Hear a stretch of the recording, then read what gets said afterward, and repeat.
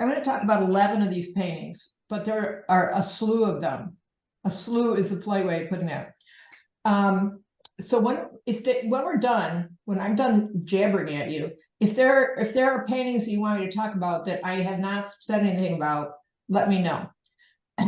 I chose these paintings not because I thought they were the best paintings in this collection of work, but because they cracked me up when we did this thing. I have never laughed so much as at the preposterous stuff that happened. I laughed at this trip. So this was my first painting of this trip, which was meant to be, Mary and I were going to go there, pick up this Suzuki something or other, and make a clean, elegant exit from Anchorage, Alaska, and that didn't happen. The first thing that we noticed was that the car was vibrating terribly, so we took it to a muffler place in downtown Anchorage to have the sway bar fixed, and then we took it back on the road, and Mary said, "Oh my gosh, there's such a crosswind here." I'm like, "Mary, the trees aren't moving," because the car was misfiring like crazy. So then we took it back to that guy, and he said, "I can't do this today. You'd have to bring it back tomorrow." But it turned out that he could never have done it because the Suzuki was too old. But what this trip ended up being was a repair job every 500 miles. And the great blessing of this trip was we never got in trouble where there wasn't cell phone service. And most of this trip, there wasn't cell phone service. As Julie can tell you, a lot of the Western provinces just don't have coverage, but it was just amazing that every time that car collapsed, we were in a position to get it fixed. So we ended up going to see this guy who was a friend of a guy, and his name was Jason. He had this little tiny repair shop, and he took apart the catalytic converter and he cleaned it out and he welded it back shut for us. But in addition to that catalytic converter problem and the sway bar problem, we dropped a muffler not once but twice, and the second time was my fault. I knocked it out off-roading, and we needed an alternator. And then by the time we got back to Maine, we needed $1,000 worth of work. So here I am, I'm like killing time, and they gave us a loaner car. So I drove out to the swamp, and Plein Air Painters of Alaska, and I bet you didn't even know there was such a thing, we're having a paint out there. So I painted this painting with them while the guy got busy figuring out that he couldn't fix the car. So Mary, click. Ah, look how nice it is. So we were in this, Mary, what year Suzuki was that? Mm-hmm. It was a 2001 Suzuki Grand Vitara, and at the time it had approximately 113,000 miles on it. So barely broken in. I don't know, less than my Tucson. But it wasn't doing too well. So after we left Anchorage, after several days of cooling our heels, we went north to go above the Arctic Circle. I really wanted to go to the Arctic Ocean on the Dalton Highway, but it was not to happen because I had promised Doug that I would never stay more than 24 hours out of cell range from him, and that was just impossible up there. There really is, I mean, if you're going to communicate with anybody, it's going to be with a satellite phone. So we're sliding around on this road, and there's a people mover, a Mercedes people mover in front of us. Now we're in a four-wheel drive truck, and we're sliding sideways down this road, and this people mover is going at this preposterous rate of speed in front of us. We're both thinking, oh my gosh, we're all going to get killed. At any rate, there's a little memorial for the Arctic Circle. When you cross the Arctic Circle, it's like a pull off the road, and there's a granite plaque, and we knew it. They pulled in right in front of us, but we wanted to see it anyway. So we pull out. We're waiting around for them to be done taking their pictures, and it goes on and on about 45 minutes. And then they finally got done being interested in that, and they came and sat on the bumper of Mary's car and used us as a prop, going like this with their hands and that universal sign of "I'm taking a selfie." So somewhere in some Chinese tourist bit of photography from Alaska is a picture of our mud spattered car, and it was a mud spattered car with the main license plate. So unfortunately, just about then, Mary started to spike a temperature, and she would have that temperature really almost the whole rest of our trip. She didn't really start to feel better until we got to Quebec. But on this day, it was snowing. You can't see the snow here. Some places we were there, there was already a foot of snow on the ground. In this particular place, it was just snowing lightly and it wasn't sticking to the ground. But Mary made tea on her little camp stove. And then we started heading back to Fairbanks and we realized it was too late. We couldn't clear the Dalton Highway in time to get back there. So we slept for the first time in a lay-by. And I was at first really scared because we were seeing grizzly bears everywhere. I mean, they're just very common there. And I just like, if I have to get up and go to the bathroom here, I'm going to be eaten alive. But it turned out to be actually to work out quite nicely until Mary got so sick that we could no longer do that. Beep. Becky Bowes has just entered the room. So this is a painting of tamaracks, and this is about my favorite story from this whole trip. We had driven to Alaska the prior year, and this is at Laird Hot Springs in, is that British Columbia or Alberta? I don't remember. It's in Toad River, British Columbia. Okay, thanks. And we were intending to go to this hot springs, which is not developed. It's like a quarter-mile hike in, but there was a traffic accident on the Elcan, and so we were held up for hours because the Elcan, there are no other roads and there are only 2 lanes. So if they're waiting around for somebody to helicopter an injured person out, you're just going to stand there. So we had intended to get there in the afternoon, and instead it was like 10 o'clock at night. So Mary was with us on that trip, and our youngest son, Dwight, and they wisely said, sure, I'm not going out there. So Doug and I walked out there in the middle of the night down to this hot springs, and it was magical. You know, starlight, there's no development, there's no nothing, there's just this hot springs. It was fantastic. And then we turned around to walk back, and we're going a little ways, and this ranger stopped in his little golf cart and said, can I give you a ride back? And I said, yeah. And he stopped every couple of feet and with a mag light looking under the shrubs. I said, what are you going to do when you see one? And he said, I'm going to shoot. I'm like, oh, I guess you take this seriously. He didn't mean he was going to kill it. He was going to fire so that the bear would go away. So next year I want to paint there again because I really love this place. And I set up on the boardwalk, and the guy's brother comes up and he says, he's just talking to me, and I told him about my experience. He goes, that was my brother. I think he'd like to talk to you. And the guy comes and he says to me, ma'am, you know that the 4 people were injured by a bear here in 1992, and 2 of them died. I'm like, I think I was living on borrowed time there, and I will never do that again. But I got a good painting out of it, so who cares? Hey, Melba. So this is, you know, they're all my favorite places. Putting the slideshow together and putting those pictures together, I kept thinking, I just want to go back there so much. I loved the Columbia ice field. So the Columbia ice field has 6 little toes that stick down as glaciers, and the Athabasca River does not come off the Athabasca Glacier. It comes off of the Columbia Glacier, but that is exceedingly cold water, and it's got this crazy color, as all of the rivers do up there. They are either milky brown or it's turquoise color that is out of this world. It looks like you would expect to find it in the Bahamas or something. And these rivers are young. I mean, they're probably not geologically young, but you know, there's not a lot of foliage. They haven't dug deep channels. They are geologically young. Oh, thank you, Mary. That's good. I take a geoscience scientist with me. So at any rate, I loved this confluence. I loved painting this confluence. I would love to go back and paint this again. It was a greatly moving sight for me to see this river with all this glacial till, which is just like heaped up there. You know, around here we have glacial moraines, and we can look at them, we can kind of dig them out if we get a shovel. But right there, the glacial moraine, the glacial till is just sitting on the surface, unchanged. Okay, Mary. Is the other one of the 2 dish boxes? What?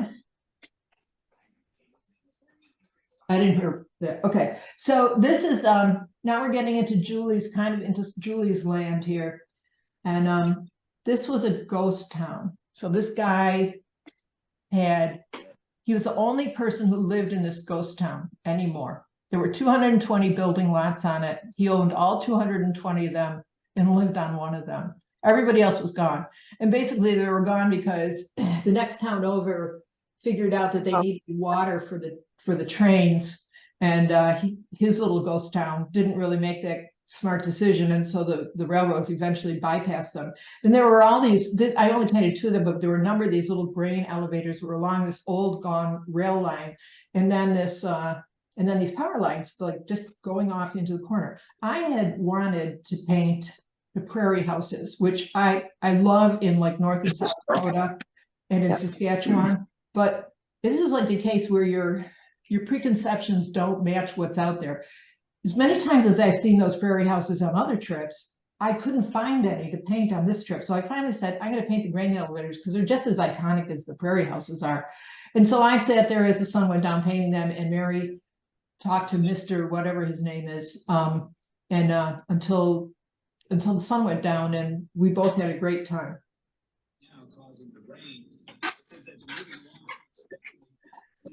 When I was a kid, I used to get up at 4:30 in the morning. For those of you who wonder why I get up at 5:30 now, it wasn't because I had to get up and do the farm chores at that hour. I liked to get up and do the farm chores at that hour. And back in the day, Mary, and you're the only one young enough for me to make a joke about this, but back in the day, of course, there was nothing to listen to but the radio. So I would turn the radio on when I was potting around in the barn and in the kitchen, and they would always be doing the grain reports of the Great Lakes grain reports. And they'd always do this grain report from Thunder Bay. They would talk about how many metric tons of wheat had come through or whatever, because that's what gets shipped there. This is the farthest terminus on the Great Lakes. So it's the point at which all the grain gets shipped overland and then goes on freighters to go right out to St. Lawrence and to the rest of the world. So I had this fantastic romanticized vision of what Thunder Bay was all about. You know, I built this up in my head over years. So Mary and I are driving, I'm saying, we've got to go to Thunder Bay. I just have to do it. I'm thinking, you know, it's going to be a wild frontier town. I get there. It looks just like South Buffalo. It looks exactly like South Buffalo. What a big surprise, because they used to take grain from Thunder Bay right to South Buffalo. I don't know why I thought it would be anything other than that. The houses are the same. The grain elevators are the same. Even the freighters are the same. So really the only difference is there's fewer Tim Hortons in Thunder Bay. Right. Buffalo has a lot of Tim Hortons. After I got over my major shock that Thunder Bay was just South Buffalo, I decided I would paint the grain elevators, which I painted a lot in Buffalo. Okay, Melba.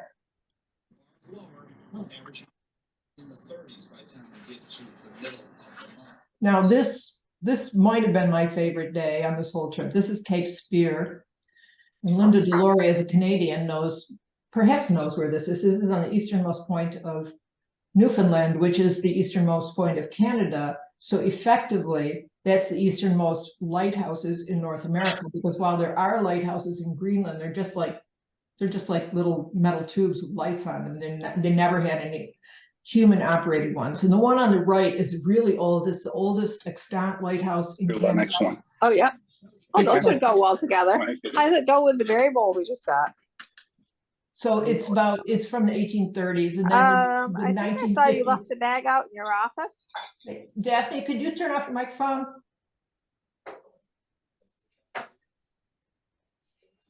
Okay. So even though they built that other one that's on the bottom of the hill in the mid-1950s, and it has the unique thing of being one of the few maritime lighthouses that are not just square boxes, because I don't know, that's how they build them in Canada. At any rate, I went over there and I looked at it from every side, and I really love these lighthouses, but I wanted to paint it somehow that had both of the lighthouses in, and this was the only angle I could find.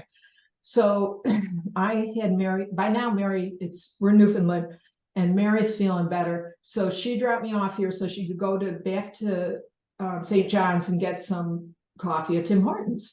And I finished up my painting before she got back. And so I went off this road to the left a couple hundred yards, and I'm looking down. First of all, there's it's very swampy, and Newfoundland is famous for having quicksand. I'm like, that doesn't seem too good. And then I'm looking around and there's bear scat all over the place. And I think that's doubly not too good, because even though eastern black bears are smaller than western black bears, I didn't really want to run into one. So I walk back up to the shoulder of the road, and as I'm coming up the shoulder, I see this little stack of cigarette butts. I'm thinking, okay, me, great white tracker here. I found the bear scat. I found the cigarette butts. I know what the guy was standing there and he was hunting. So I go across the road, and by the way, all this time there's guns going off. But you know, I was on the road surface, and we all know that hunters always obey the rule that says you don't fire a gun within a certain number of 100 feet of the road. So I wasn't worried too much about it. I go across the other side to walk down the trail the other way, and there is an eviscerated moose. Like, okay, now I know I'm between bears with fresh scat and a recently gutted moose. And I just decided I need to get out of there. But luckily, a few minutes later, Mary showed up with my coffee so we could leave. Okay, Melba. And this is the last one from that trip that I'm going to have. I was really sick of being on the road by this point. I think we were gone for about 5 weeks, weren't we, Mary? 6? Okay. And I painted, I think, 45 paintings on this trip and spent a lot of time in garages. But this is Cobequid Bay on the Bay of Fundy. And I was really tired of the whole trip by then. We'd gotten snowed in on Newfoundland by Hurricane Matthew coming up the coast, and we were stranded there for a day. So we went to Lanza Meadows, which was good, but then we got to the Cape Breton Highlands, and I was really tired of painting. And so this was going to be one of my last ones. It's the third from the end. And Mary and I are beating feet across Nova Scotia saying, we've got to get there before the light's gone. And I'm like, Mary, I'm never going to make it. And we get to this point, and not only did I make it, but this is one of my favorite paintings of the whole trip. And I have since that time gone to Nova Scotia to paint many times. And any of you who have not been to the Canadian Maritimes should really go there. They're really beautiful. So that's the last one from this trip, this series I showed you. But I thought about what was so memorable on that trip. You don't have to go back, but one thing was the German tourists biking up and down the Alcan. Mary kept saying, oh my gosh, they're salad. They're going to be salad for these bears, because all over the shoulders of the road, there's grizzly bears and black bears just eating on the side of the road. And here comes these bikers. How are they not going to get injured? But they didn't. Evidently, that's okay. And well, another thing I really liked was the Canadians have a feel for goofy roadside attractions that we seem to have lost in the United States, like the world's largest, I don't know, goose. The world's largest statue, goose statue, eagle statue on a hotel. Yeah, and so there's, and you never see those in the United States anymore, even though they were like a big part of mid-century America. They're all gone. So that was very, very cool. By the way, our route was, we took the Alcan until the Alcan ended, and then we took the Trans-Canada Highway. And that is why we missed Prince Edward Island, because it doesn't go there. But I've already been there, so I wasn't too worried about that. I'm going to correct you, Mom. We didn't take the Alaska Highway. The Alcan. We did a bit, but we took the top of the world highway to the Richardson Highway. So there's a north route that goes through Dawson City. Okay. See, I brought the Department of Factual Verification here. I love the Alaska Range, which we rode along the river, and it was in the distance for hundreds of miles. It's really an amazing range of mountains. And then breaking into Lanza Meadows because it was closed. And looking at the first verified Viking settlement in the New World. It's not very convenient to get there. It's 20 hours at least travel from my house, and I'm closer to it than most of you are. But I think that if you could do it, that would be a really great idea. And then when we had originally gone to Alaska, we went down the lower leg of the Alcan through Destruction Bay, and we couldn't do that because the road divides in half, and we wanted to take the other way. And so I'm sorry that I didn't get to see Destruction Bay again. And I also wish we could have gone to the other Northwestern territories, which is not easy to do because basically you have one road that crosses Canada and it's got these little fingers that go up into the territories. So you have to really go out of your way to go to those territories. It's not like on your way to anywhere. So the only territory we really spent any time in was the Yukon, which was pretty nice. Okay, Mary, now you can turn it. So now I'm going to just talk about 3 of my paintings from Sedona. I have been going to Sedona for a couple of years now. I teach there in March and I do an event there in October, and that is really perfect because it's just beautiful to go there for a little while, but I don't want to live there. So this is a Buddhist Peace Park in Stupa. Mark and Diane, did you ever go to this place when you were out there? No, I don't think we did. No, I would remember it. We didn't. What is really, so the stupa is like a reliquary, you know, it's got some saint's bones in it and it's like a raised area and you're supposed to walk around it while you pray, right? But you know, I wasn't going to walk around anything, but what really interested me about this is that for maybe an eighth of a mile circle around this thing, there's hundreds and hundreds of prayer flags hanging in these junipers and the piñon pines. And I thought they were so beautiful. Like I just went there because I thought they were beautiful. I didn't have any spiritual overtones to anything I was going to do. I just wanted to go and see these pretty prayer flags that are, you know, some of them are brand new and some of them are worn to the point where they're just white, but they're all kind of fluttering in there. And I just found it to be smashing. But it turned out this was right after Hamas had invaded, had done the thing in Israel. And I have been praying for Ukraine and for the Russian conscripts since that war started.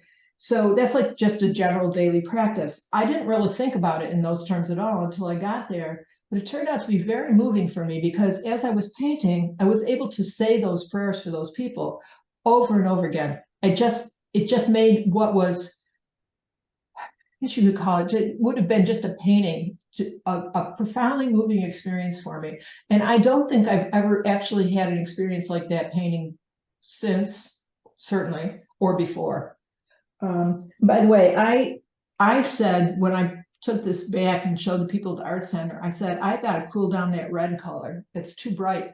And they all said, no, it's not. That's actually accurate for what that looks like right there. So, okay, there it is. Okay, Melba. So a few of you know that I have had a rough couple, I had a rough couple months before I went to Sedona. And it was not, this hasn't really been my best year, but that's okay. At any rate, I did this as a demo. We're all asked to do demos for the community, and they come out and they stand around us and watch us do that.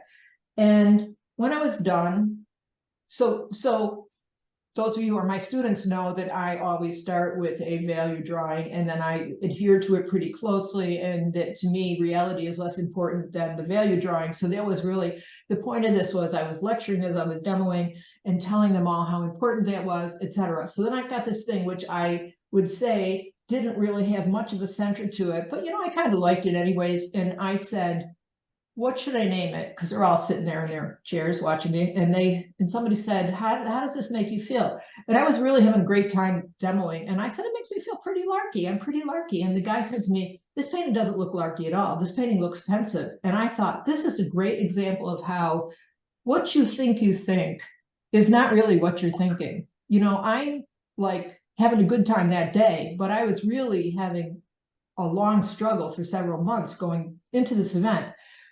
He saw that in this painting, so I named it pensive because that's what he said. And I think he might be right now that I look at it afterwards. I can't say, I don't know. Okay, Mary. So this is the last one, and I personally, this is not my favorite painting I did in this event, but when I tell you this story, you probably know why. You can see it. So there's this road called Schnebly Hill. Let me back up. When I got to Phoenix, they didn't have my rental car. didn't have my car. So the guy's trying to give me a sedan, and I said, I'm sorry, I can't use a sedan. I really need a four-wheel drive vehicle. He says, come on, it's all highway driving up to Sedona anyways. I said, yes, it is, but I actually need a four-wheel drive vehicle when I get there. So he put me in a very large Jeep Rubicon with a cloth top, which is completely impractical, I'd say. And I didn't even get out of Phoenix before somebody threw a rock up and hit the windshield of that car. I'm like, great. So now I'm going to drive around with this rock hole, this shattered windshield. And I don't know if my insurance is going to cover this. So I got this little burning question in my mind. At any rate, about the third day, I said, you know, if I've got this stupid Jeep, I'm going to go off-roading with it because I've got this. I'm going to go really off-roading. And everybody had told me the Schnebley Hill Road, which used to be the road north, but it's been replaced by the interstate. They said that is a ghastly road. They said you can't drive on that with a car. You can't drive on that with most trucks. So I said, sure, let's do that. So I had my friend Casey and my friend Ed was there. Ed has his own Jeep, so he was going ahead of us, and Casey and I were behind him. And this road was unbelievably bad. It had major boulders in the middle of it. I spent a lot of time snaking my way up. So what I thought would be 15 minutes of driving probably was close to 2 hours of driving. I don't know. It just seemed to go forever. So it was dusk by the time we got up there. We go up there, we're painting as fast as we can. And then all of a sudden I'm like, Casey, we got to get out of here because we're going to be driving down in the dark. And of course we were driving down in the dark, which is when I realized I didn't have my regular glasses. I only had sunglasses.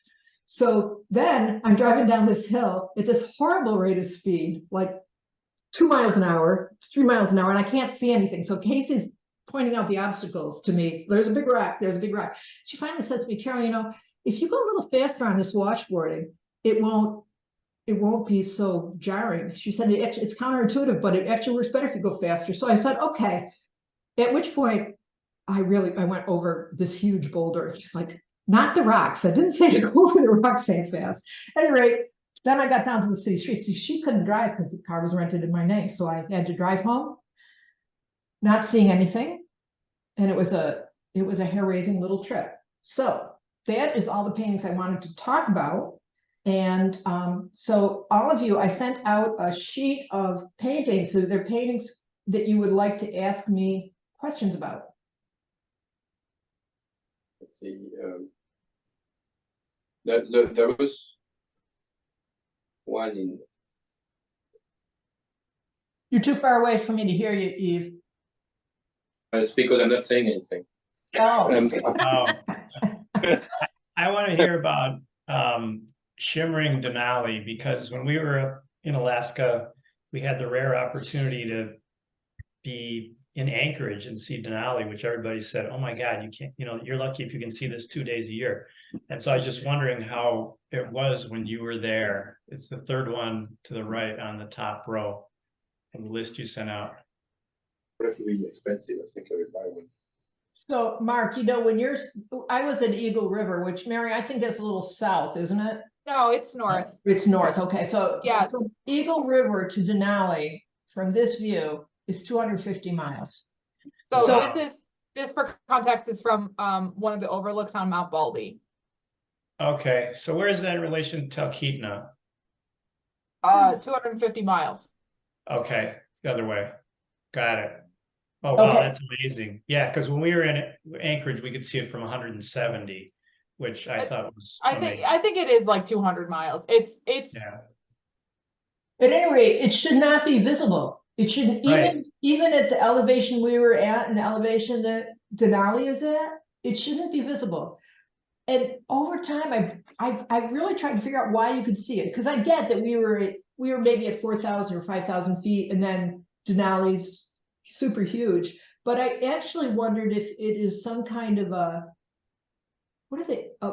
Those things that you get in the ocean. Where you see a vision, you see something. Mirage. Oh, A no. mirage, yeah. Icebergs, yeah. Oh, what they told us was it's just a weather anomaly that doesn't occur very often, because, compared to like Nepal or something, all the land around Denali is relatively low. And then all of a sudden Denali is just sticking up.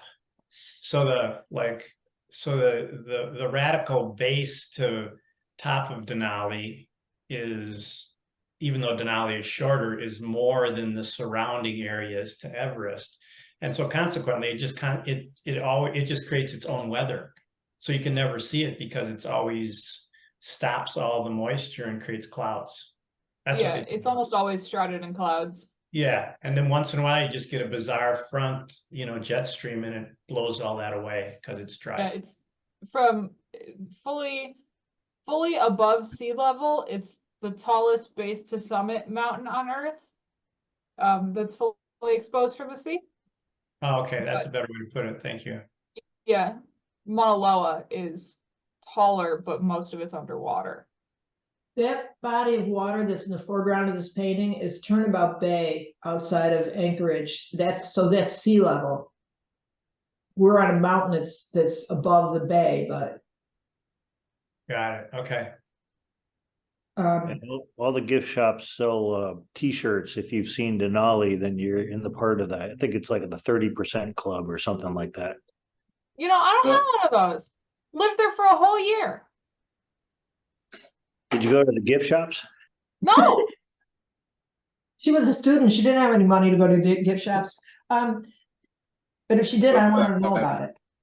But the other thing was they'd say the same thing in Seattle. And yet I've been in Seattle when the weather's been great and you could see whatever the heck that mountain is that's there. I'm really full of facts tonight, boy. Rainier? Yeah, that one. So this is why she invited the geologist daughter, is because I'll remember the names of the mountains. I actually, it's amazing what a loose wig I have, but it's okay. So Isn't it can't Mount comment. Olympia in Seattle? it's Rainier, Okay. but Rainier's a volcano. Mount Olympia is on the Olympic National Forest, like the other side on the outside, I think. At any rate, I have been to Denali, and when we were at Denali, the weather was terrible. So I believe it. I believe When it. you guys did Denali National Park, it was terrible. But then when you did the state park, it was okay, right? Yes. They went without me. I had to go to school. Okay. So, Carol, I'm really taken with the colors of the foliage in above the Arctic Circle. And I'm just wondering what time of year you were there. It was, we would have called that mid-fall, but that was like the very end of fall. The snow had started to blow in the Arctic Circle. We were, Mary, there's a little blue button on the right there. Oh, Okay. You got yeah, it. you can't see it when I point at her, can you? So just to the south of this, there was at least a foot of snow. So, Wow. and it was really snowing there, but it was just that kind of snow that wouldn't show up on the picture, but you could sort of see it in the atmospherics. There's a lot of blueberries up there, that rusty color, that mauve color. Okay. It's just like here, only more. And the black spruces are everywhere. The black spruce really ought to be the national tree of Canada if it's not, because it is from coast to coast in the north. So in the foreground, those lovely rich blues and purples, what were those flowers? Shadows. Flowers. Shadows. Shadows? Yeah. Oh, wow. And I notice at this point you were using, it almost looks as if it's a magenta ground that you were using. It's naphthol red. Aha, okay. And when I was looking at these pictures, I stopped using it about a year ago because I wanted to experiment with other color grounds. And I'm looking at these pictures, I'm thinking I like it so much I should go back to it. So what did you say the vegetation was? The purple vegetation in the air? Is that blueberries? the purple on the far hillside is blueberries. They're the low bush blueberries like we have in Maine, which have different names all over the subarctic area, but is the same plant all the way around the globe. So they have a name for it in Scotland. They call them blaeberries or something, and then they have a name for them in Russia, and we call them blueberries. So The summer is a fall. no, it's actually.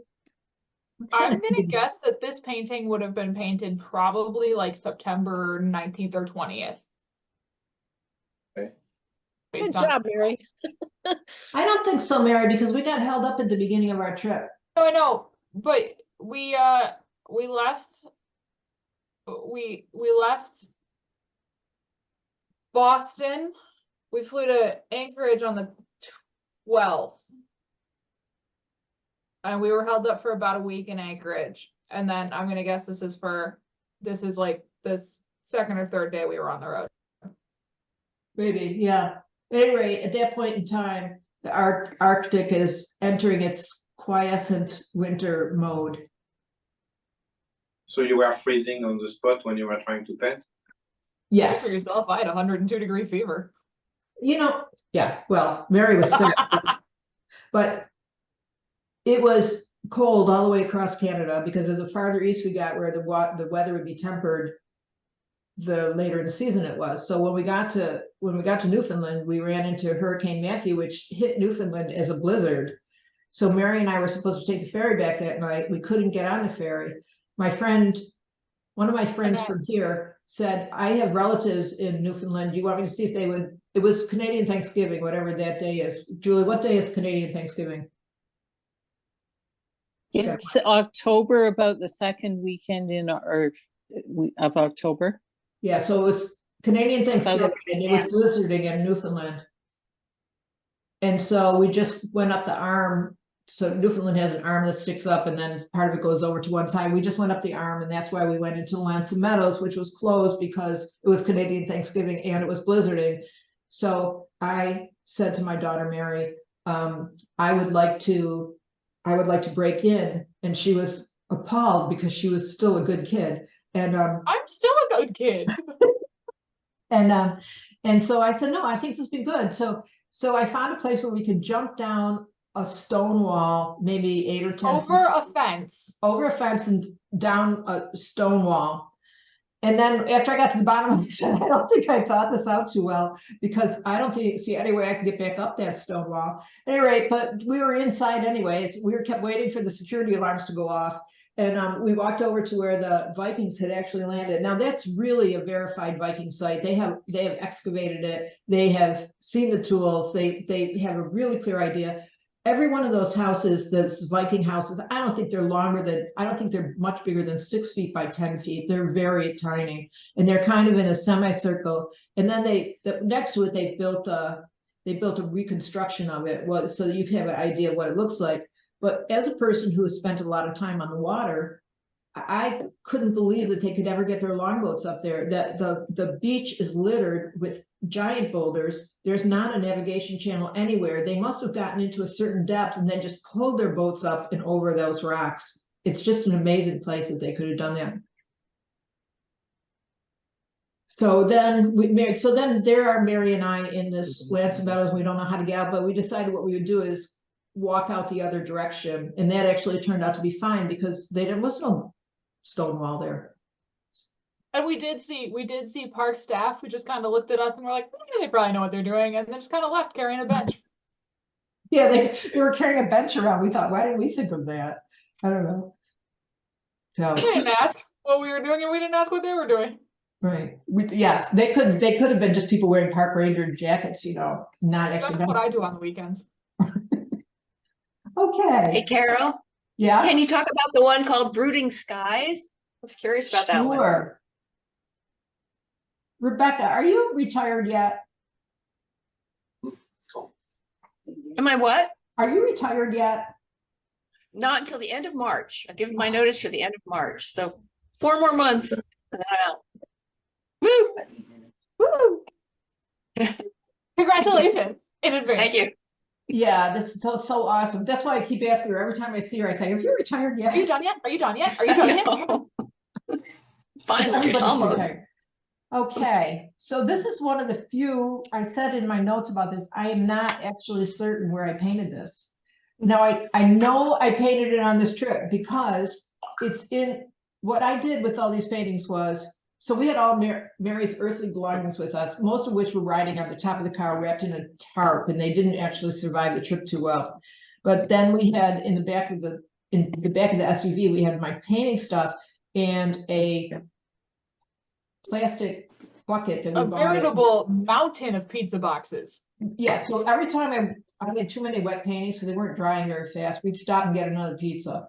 At any rate, I had all these pizza boxes in this plastic case, and so every time the paintings would get close enough to being dry, I'd wrap them in wax paper, put them in there, and then use the pizza box again. So this is in there, and it's in there somewhere in the area of Ontario, but Ontario I think this is huge. Lake Superior. It looks like it's Lake Superior to me. I think it's Lake Superior because I think this is the one where somebody carved math in Viking runes onto the table. And I was sitting on the table and you were looking out over the water painting. And I remember very odd things about this trip.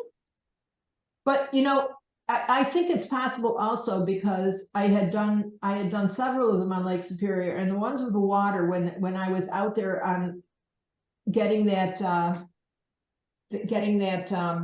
wind hitting me in the face, most of them are in very immediate brushwork. And I actually brought them home thinking they weren't done. And then after leaving them in their case for a while and not looking them, I realized that I liked them better than almost everything else I did, which is, I think there's a lesson in that about not jumping to conclusions. Some paintings I love, I just don't like that much afterwards. So other than that, so I can't really tell you where it was painted, but Mary says Lake Superior, so I'll go with that. I love your trust. Thank you. We did go to Terrible thing. Algonquin because I wanted to make my pilgrimage for Tom Thompson. You know, he died there. It's one of the great murder mysteries or mysteries of the art world. And what I found afterwards when I got there was they aren't kidding about you need a canoe to go in there. You can't actually go anywhere in Algonquin. It's just like a parking lot and you're supposed to put your boat in, your canoe in, and canoe from there. So I really couldn't do that because we didn't bring a canoe with us. I would like to go back and do that, but I don't know if I'll ever get there. Well, I just really love it. It's really beautiful. I mean, they're all beautiful, but this one's especially speaks to me. Thank you. I think I really like how it captures that like wildness of the water with Exactly. such I a was minimal just going to brushstroke. say that the color and the brush strokes really captured that. I don't know, that the coldness and the aloneness and the just the lack of civilization in that area. It's really quite overwhelming. I think you're Julie, part Canadian. so we have two Canadians here. Linda Delory is a Canadian and Julie Hunt is a Canadian, but Linda's living in the United States now. But maybe Julie can try and do a house. At any rate, Julie and I had a chat about this because this is the area that's called the Algoma district. And this is like, in addition to Algonquin's provincial park, this is the ground zero for the group of 7 painters. So they painted here. They came up to this region over and over and over again. And so it was really important to me to paint. And I did paint a number of paintings on that shoreline.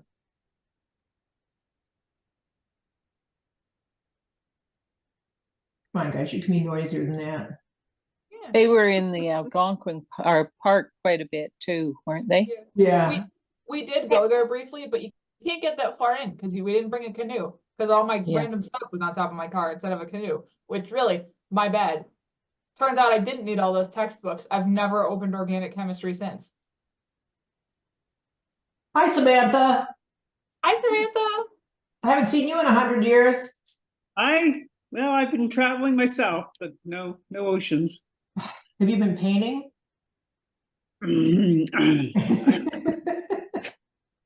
I'm sorry. That's harassment. Don't ask questions you don't want the answer to. Okay. Hey, I'm here, aren't I? That counts as welcome. It counts a lot. So one of the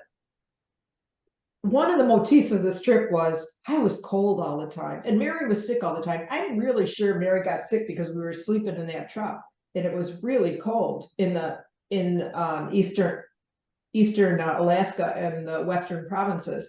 But the irony is, last spring when I went to teach in Sedona, I just brought capris and sleeveless t-shirts and one sweatshirt because Sedona's always warm in March, the end of March, and it snowed every day. I felt cursed.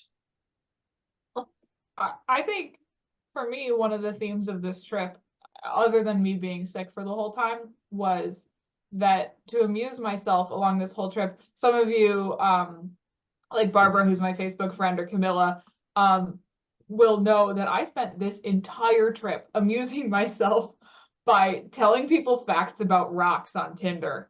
And so I would just swipe on Tinder and whoever matched with me, I'd be like, thanks for subscribing to Rock Facts, and tell them about rocks. And then I would be like, one day we'd be like, we need something to do. And so I'd be like, hey, random Tinder match. What's good in the area? Me and my mom are here. We haven't showered in 3 weeks. Yes, this is my best conversation with Mary. So I don't know if you guys know what Tinder is, but Tinder is like It's a dating app. It's a pickup app. Well, I was trying to be delicate. There are All right. grown-ups here. I thought I was being delicate. So Mary is doing this rock facts, and some guy texts her back and says, what is this nonsense? I just want to get laid. Excuse me. And she says, I'm traveling with my mother. Please have some dignity. My mother's here. She had to wash my ears out with soap. She's a married woman. So, and now you are. Does anybody have any other questions? Comments? I was going to comment that you went to Sedona and snowed when it's not supposed to. Last time I went to Sedona, it poured like crazy, couldn't see the mountains, and it hadn't rained in 3.5 years. Oh my gosh. Well, I'm sure they were grateful for you. They were actually. I was the bearer of wet news, and that made me popular. Ugh. So, Mary, why don't you? I'm sorry, what? Among all those paintings you showed, which ones are already sold and which ones are for sale? Yeah, that's on that sheet I sent you. Yeah, we are there. Yeah, on the. Okay, yeah. So all of those haven't been sold yet, right? They are for sale. They're ready. Yes, thanks, Eve. Yeah. I didn't put all of the ones that were sold from Sedona, mostly because I don't even think I have pictures of most of them. But the ones, this was really a good exercise for me because, none of those were on my website before. And in the process of doing this, I realized none of my pictures from Argentina are on my website. And gosh darn it, why didn't I put them on my website? So are you going to another virtual this time with Argentina? That'd be interesting. Yeah, I think I'm going to do the same thing with Argentina. Only I probably won't do it right 3 weeks before Christmas. Probably wrong. But what kind of sweater will I wear then? Your Easter sweater. Well, you best get shopping then. So Michael, who's over there that says Norwich, Michael Prairie, Norwich, is leaving for Sydney in the morning, right? Yes, we are. We're in a hotel in Boston, and we got a 6 a.m. shuttle to take, and then we're off on the adventure. Australia. Your own great adventure. Well, I don't know. Are you going to paint, Mike?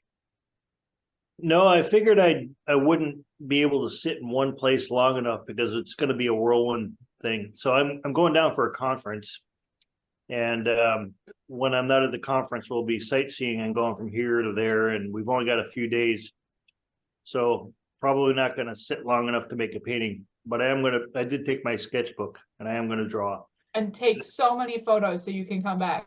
Oh yeah, and I also found an art store about 2 blocks away from the conference, just in case. Yippee! Yeah. I Yeah, gotta you get can invited sneak to it. conferences in Sydney. That's pretty cool. They So probably have pizza boxes there. I know. Maybe. So let me ask you a question, Mom. Here's a toughie. If you had to pick one painting from Alaska and Sedona that's your favorite, not one of each. You don't have to be like, this is my favorite painting from Alaska or Sedona. But if you had to pick one favorite, either your favorite story behind it or your favorite painting itself, which one do you think is your favorite? I think it's the Athabasca confluence from the Alaska Canada trip. And I don't know if it's because I think it's a great painting or because I just think that it's such a miraculously crazy place that shouldn't exist in this world or what.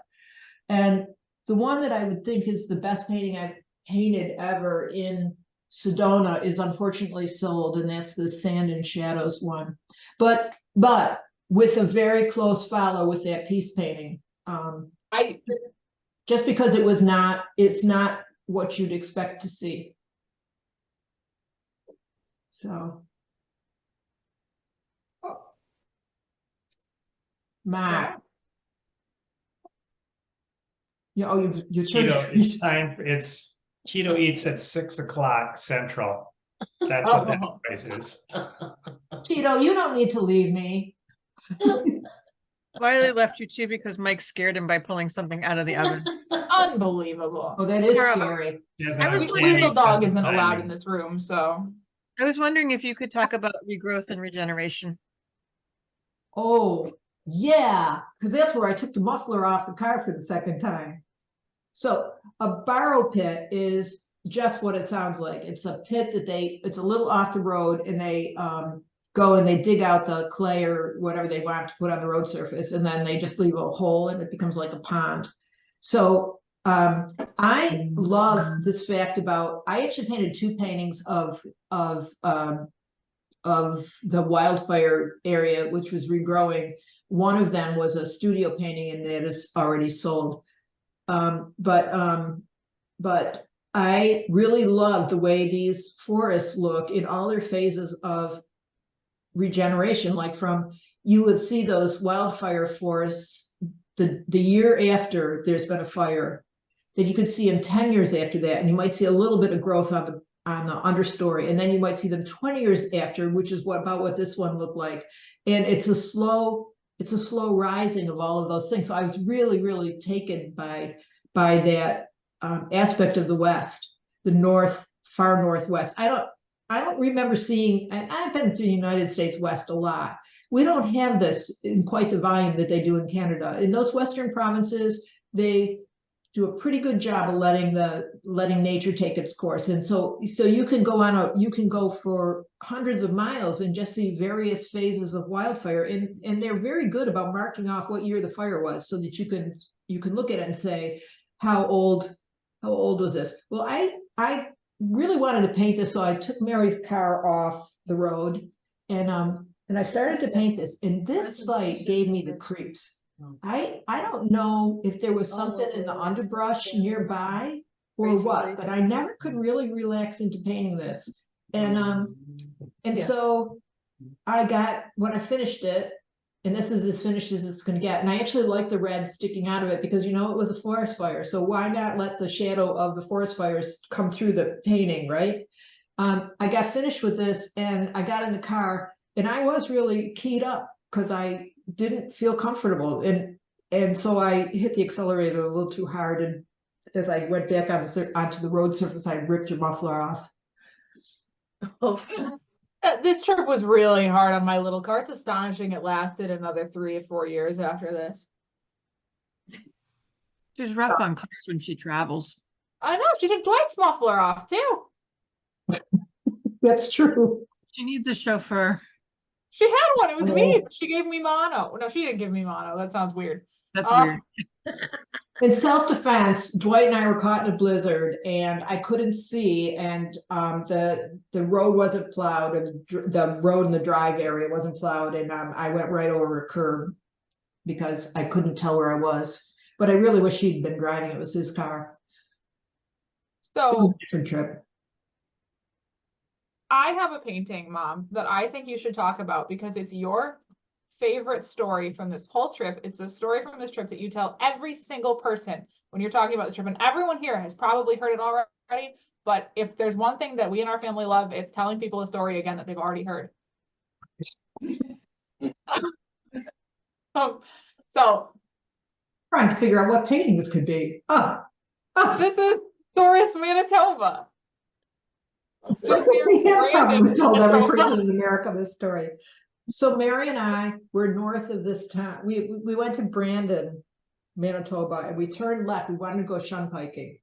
We wanted to get off the Trans-Canada for a while. So we turned left. We go up. We're like way in the middle of nowhere, and another piece. Near Oh, the Brandon, alternator Manitoba. died. We've turned off the Trans-Canada. Right, we were on some road, and the alternator died. That's not so easy as a muffler. Muffler, just throw it in the car and find it. And when we say the alternator died, I mean smoke. I mean electronics in the car screaming. I mean died, melted.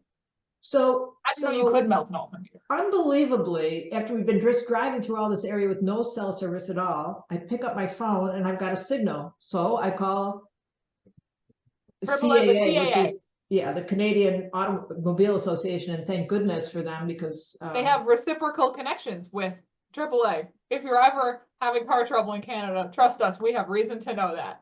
So we're driving back, the guy's towing us back to Brandon, and all of a sudden this huge fireball goes flying up in the air right to the right of us. We're like, oh my gosh, what's that? The guy says, oh, that's just the airport. Like, that's supposed to make sense to you, right? That turns out they do fire drills there, and so they blow things up there. So that it did make sense. At any rate, here we are stuck in another town for another unknowable amount of time.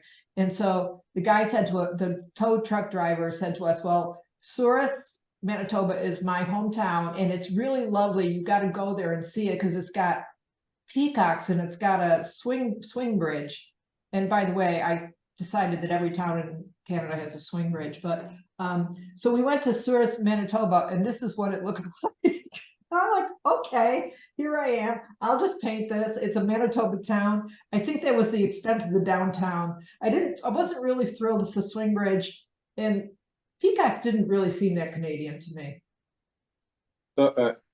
Julie, is it pronounced Souris or Souris like in French?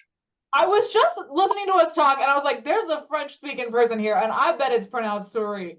Now that I'm suddenly thinking about it. Eve, I can't pronounce any words. I refuse to say the name of that manufacturer of brushes when you're around because I can't speak any French. My accent is horrible. Souris house in French, right? Souris? Mouse. Because it's an interesting thing is a lot of Canada that you don't expect has an awful lot of French Canadian stuff in it. Like we all think it's the maritime provinces, but you go out west and there's a lot of French settlers out west.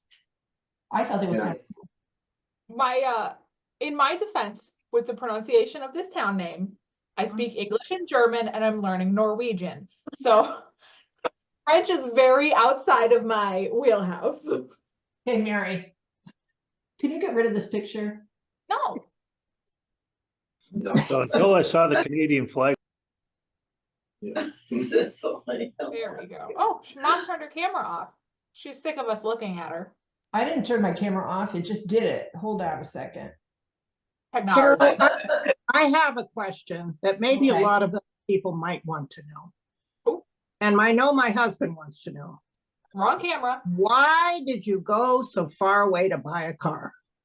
Oh, no. Mom, let me answer this one. This is my fault. And you can figure out your camera. So I had a bit of a rough time in college. And to deal with that, I was like, I want to go as far away to go to college as possible, but also not be hot, because if it's above 75, I am deeply unhappy. So in 2015, I packed up my little Suzuki Grand Vitara with everything I owned, and I quit my job at Panera Bread, and I made my whole family drive me up to go to college at the University of Alaska Anchorage. And it turns out it was a terrible idea, and I came home because I failed out of college. and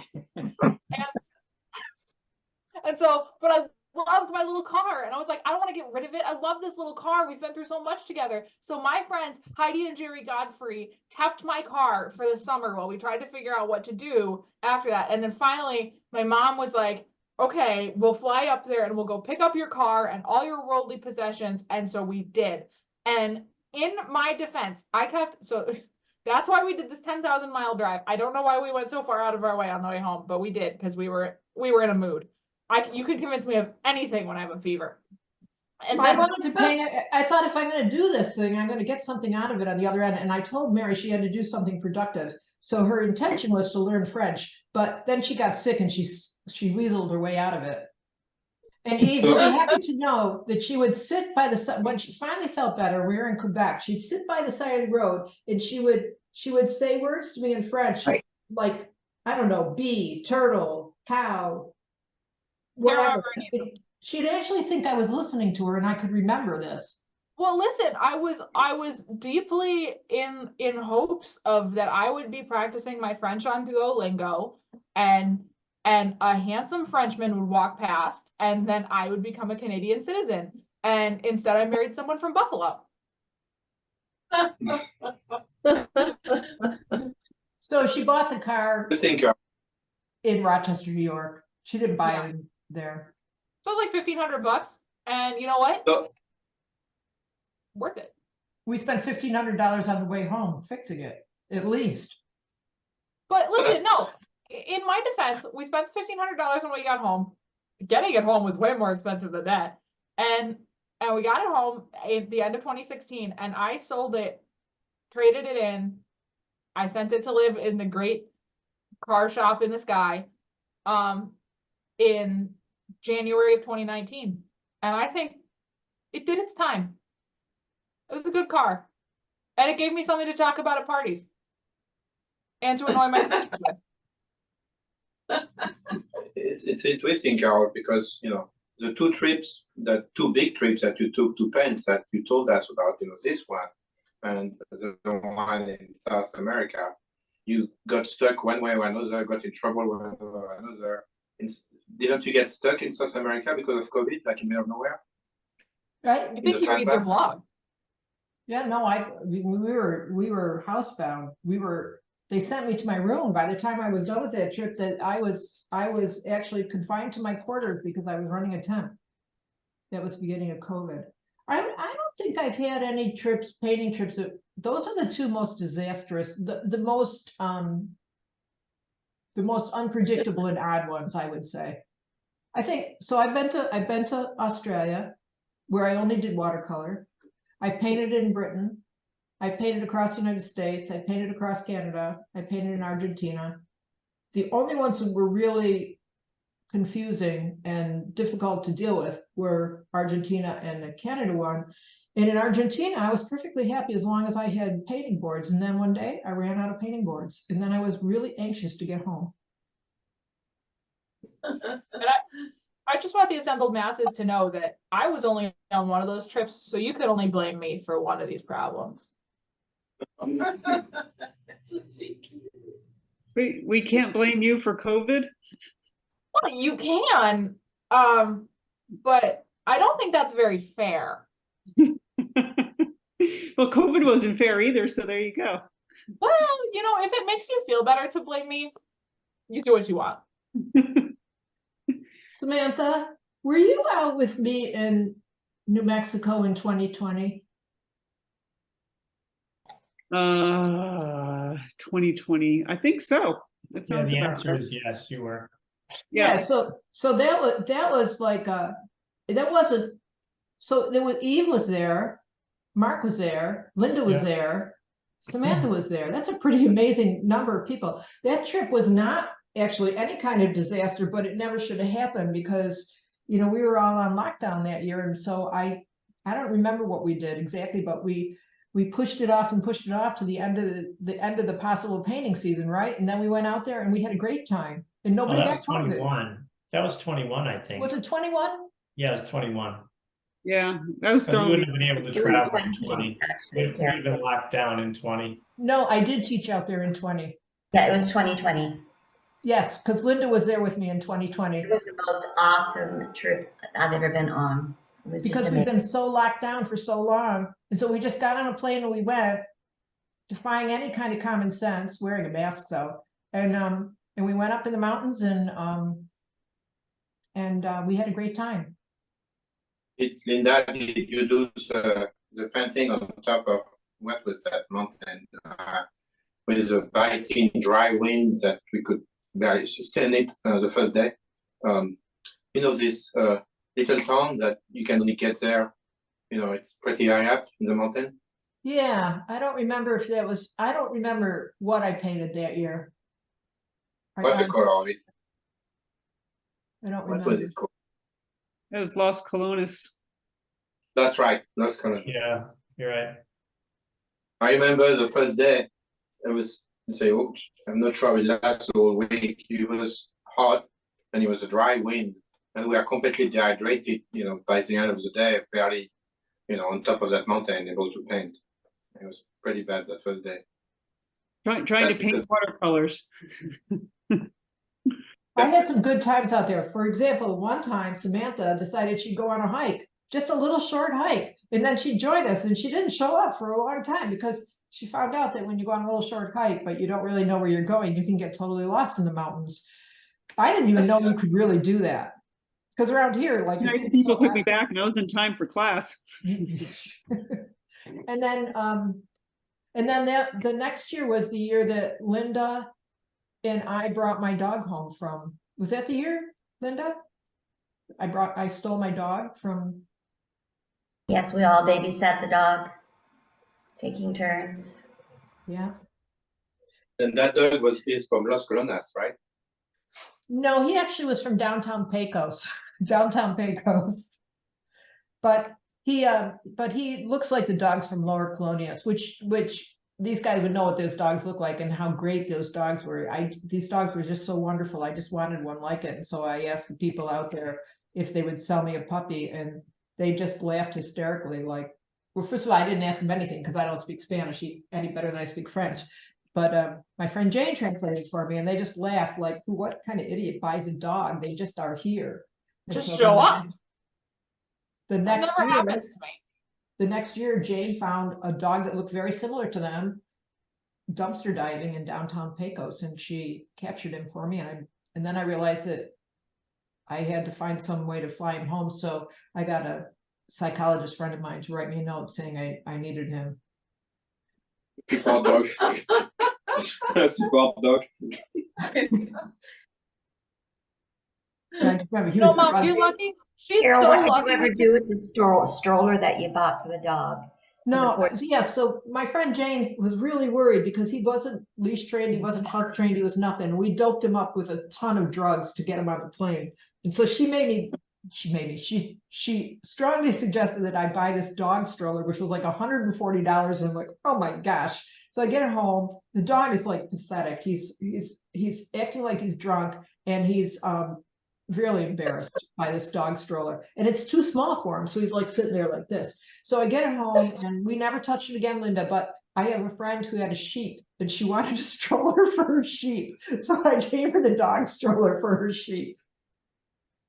And now the saddest dog on earth, her dog, comes to my house, and he gets put in sweaters that match mine, and he also looks pathetic and embarrassed. It's a very important part of his upbringing. Do you have any art related questions? Well, did you paint dogs? Did you make paintings of dogs? I have painted, I've done 2 portraits that had dogs in them. One was a set of kids who are probably in their 40s now, in Rochester, New York, that I painted. The father wanted to give it to the mother for a birthday present, and it was great because he told me, Carol, this is your drop dead deadline. You have to finish this by this day, which was really good for me. So that had 2 dogs. I had 2 labs, a yellow lab and a chocolate lab. And frankly, I like the dogs the best part of the whole picture. So they're in the yard. There's a great big beach, copper beach in their yard, and they're sitting at the base of the copper beach. and the two dogs are sitting on the ground with them. Well, the Copper Beech is like the branches are all coming over, and it's like a mid-century American house, and then these two dogs like, and then the other time I painted a dog with, she's really just a black blob, and that's the portrait I did in Edinburgh because it wasn't part of the contract to paint the dog. It actually wasn't part of the contract to paint the dog in either case, but I really like dogs, so given any choice, I'll put a dog in there. You've also painted dogs in the Buttons family portrait. They have two dachshunds. That's right, two dachshunds. I'm sorry. There's a trend line here. You ask me to paint your portrait, you're going to get a dog, whether or not you own one. I have a question. How do you deal with your paints and the temperature in these really cold places?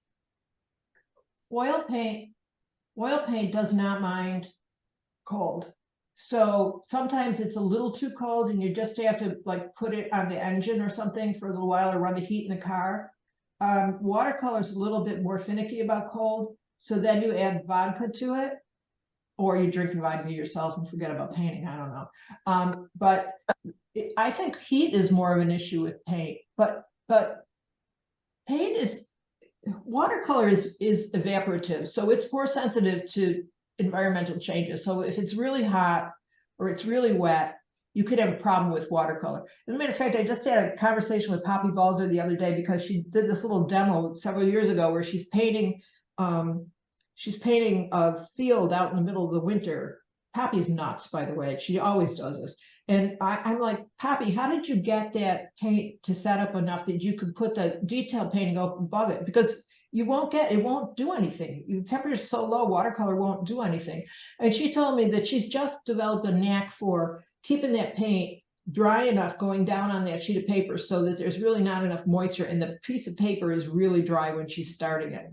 But oil paint is not so sensitive to temperature. What it is temperature sensitive to is air currents. So if it's really windy, oil paint will tend to set up pretty fast. You have to slow it down. Okay.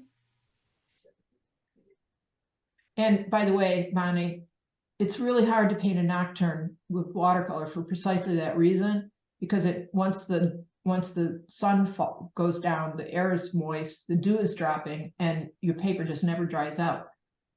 But I recently discovered that you can buy a cordless hairdryer. I don't really have a use for one, so I didn't do it, but that's pretty useful if you're going to paint a lot of nocturnes in water. I was just thinking to myself, I wonder if a blow dryer is something that problem would help.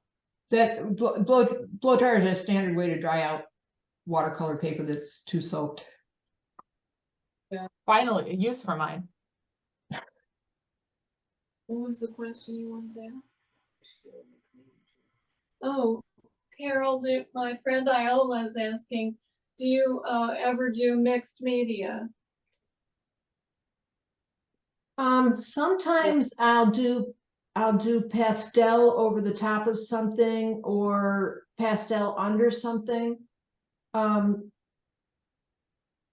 Usually I would do something with watercolor and pastel. It makes a colossal mess when you mix it up with wet oil paint. This thing we do in Sedona every year, this is a nutty thing. A lot of art places do this. At the end of the art thing, they make all the artists go out and do this dog and pony show where they set you up in teams and you have to do a piece of work together. And a lot of times they'll have that piece of work be different media. So, you might have an acrylic painter. Last year when I did it, there was a collage artist. So we had a watercolorist, then we had a person do collage, and then an oil painter, and then a pastelist. All I thought it did was make a big mess. So it's not something that interests me terribly much. And I've been painting my whole life. I'm 64 years old, just about to hit the promised land of Social Security and Medicare. But I still don't think I've mastered oil painting or watercolor. I always feel like there's more stuff I can learn. And so I don't really want to mix it up anymore. I don't know that you can see it, but I have a large I don't think you can. I have a large press in the corner of my studio, and it's been there for 3 years maybe. And I've yet to put a sheet of paper through it, although I have all the materials to do it and I have the knowledge to do it. It's just knowing when I can get to it. You know, it's so hard to just get any work done, let alone like mix it up. But I do see value in that. I do think sometimes if you get out of your comfort zone, it can inform your art in other ways. I'm just a stick in the mud, I'm sorry. Cold wax, because that's something that we in our artist league here, we do that quite a lot. I definitely have. I've done a lot of oil painting with cold wax. So I think it works better with palette knife than it does with brushes. And it's not because it doesn't travel with brushes, because it does, but it's horrible to get out of your brushes after you've done it. So the palette knife is easier to clean. I did a series of paintings of grain elevators in Buffalo, and they're all tapped out. There's just no use for these grain elevators in Buffalo, but they're really interesting and they're historic and nobody wants to tear them down. So they just sit there moldering on the waterfront. And because I was painting them from a distance, I wanted to make the surface of the grain elevators like part of the painting, part of the sky. So I used cold wax medium, and then I would put it down with thin layers of pigment, and then I would like grind it away or stab at it or whatever, so I could get the surface like a beat up brick wall.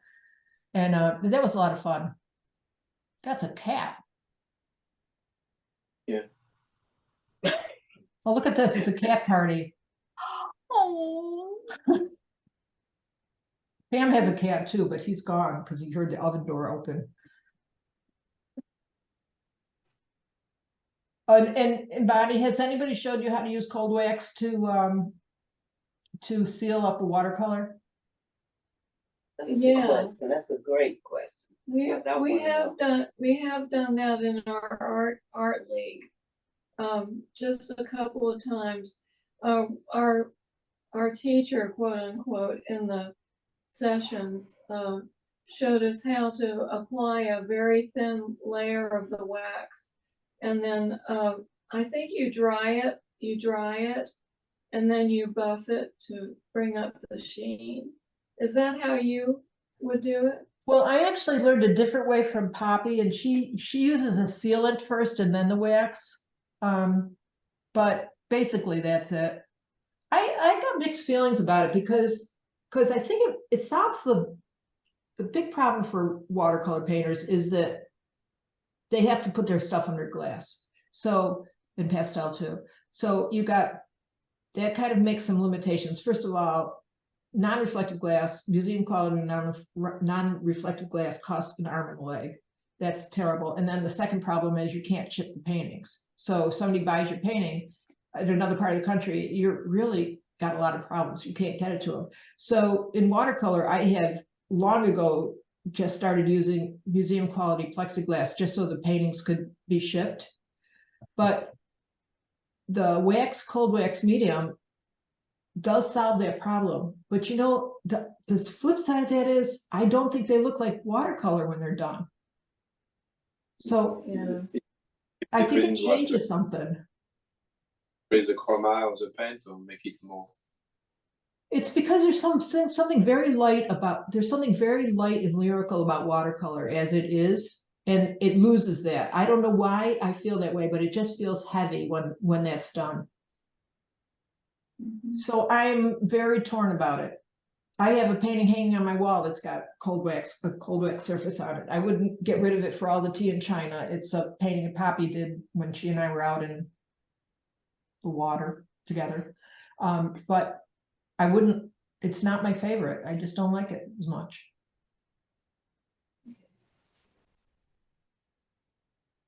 What do you think, Julie? Watercolorist, Carol, watercolorist.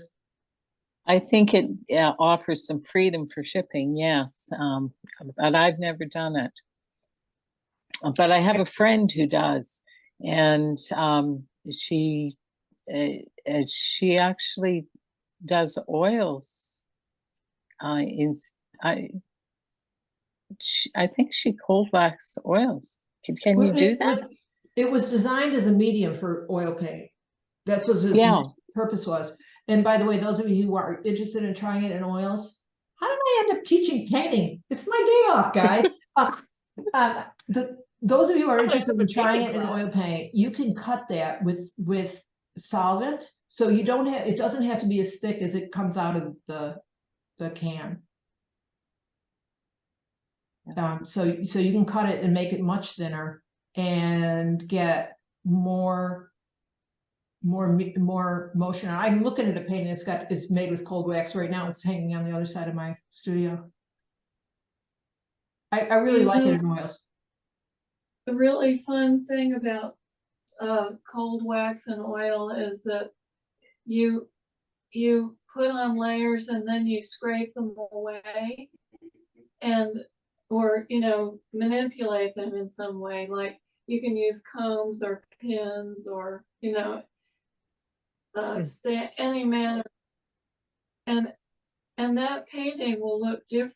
Every person who looks at it will see a different thing in it. Like they'll see figures in the corner or a tree here, and they're all seeing different things. Am I explaining that? Yeah. That's really fun. I have one of those. You never know what you're going to come up. I have one of those cold wax paintings on my website. I've only got one left, so it's the only one that's here, but let me show it to you. Do you want me to look for it, Mom? I got it right here. Okay. Okay. Oh, I do that one. Can you see it? See Oh, what yeah. Yeah. I wanted it to look like the beat up, rundown, grungy surface that's Buffalo, New York. But I didn't want to paint these buildings up close. So that's exactly what I did, Bonnie. I mean, I just abraded that surface like crazy, took a sander to it over and over again. That's kind of risky. Sometimes you can go through the canvas with it, but it's a lot of fun. And Sander. Yeah, I sanded it. I gouged it. Put new layers Mark, on. knows how to. That's beautiful. I love it. Thank you. It's my hometown, guys. In fact, my mother was born in the first ward here. So all the Tim Hortons are just out of frame. Yeah. I'd like to try it just for something different, maybe to bring out some different parts of a watercolor painting that is just lying there on the pile, just to see how it works. Well, the other thing you got to do, Carol, is you've got to dry mount the painting before you start. Oh, okay. But that I don't. Yeah. Someday when you have nothing better to do, drive from your house to my house, and we'll do it to a painting. All right. And see how it works. That should be a field trip. A field trip. I believe we're calling them Great Adventures today. Let me ask you guys a question. If you could go anywhere in the world to paint, where would you want to go? Island. What about that place that? Oh, Tahiti. Tahiti. No, not Tahiti. It's fishing. That sounds good. To Ireland. Connemara, and That would be nice. First, we got to buy a sailboat. I would like to go back to when my mother was painting and paint with her. Oh. You're gonna make me feel bad for not painting with my mother more. Oh, I didn't mean to do that. But I think I like the wildness of the oceans and the forest in Canada and in Maine area. There's just something that's so mystical and mysterious and untamed about it that it just grabs me. And Carol, I'm going to say this, and I just am so amazed at the control and your ability with values and colors. And I study your pictures and your paintings, and I can't figure out if it's if it's that you're excelling in the values of the colors that you're laying down, or it's your choice and your ability to apply the different colors adjacent to each other, because it's breathtaking. I'm in awe of them. Jealous as well. I should have recorded that. No, I am recording because I left it going. You know, I've been painting so long that I don't even think about the methodology anymore. It's just natural. That is why that's why I told you when I showed you the picture that was called Pensive, because it was a demo. I did stop and I explained to everybody every step of the way what I was doing. And it's so rare for me to do that. And I think it also kind of cuts back on your ability to be very spontaneous when you really are describing it. But you know, like Carol said, she wanted to go back and paint with her mother. My father taught me to paint when I was a little kid. Boy, would I like to go back and revisit those days. Absolutely, Carol.